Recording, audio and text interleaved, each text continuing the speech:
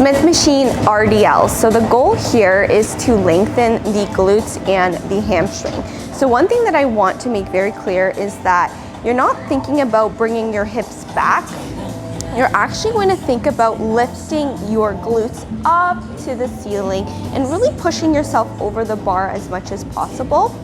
So you're going to start with your feet about shoulder width apart, toes slightly turned out, and you're going to grab the bar. You're going to unrack it. And one thing I want you to make sure is that, again, like your upper back is not hunched over. You really want to hold your back strong, and so make sure to squeeze your lats a little bit more too. You're going to start the movement by hinging forward over the bar ever so slightly, keeping your core braced. So you want to make sure that the distance between your ribs and your hips is the same throughout the entirety of the movement, so that you're not extending or you're not flexing your spine.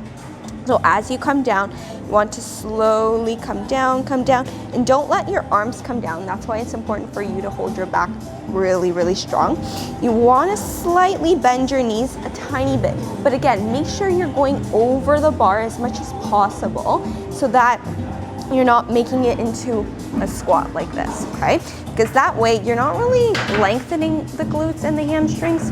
You are more just extending and flexing your hips essentially. So you want to lengthen those glutes, bringing the glutes up into the ceiling. And once you feel like you can't go and bring your glutes up to the ceiling anymore, that's your range of motion and that's where you stop.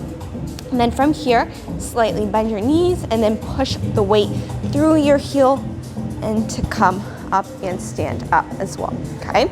So that is the basic movement for a Smith Machine RDL. There are some modifications depending on your Smith machine. So one common modification that we do have with our clients is using a step for more range of motion.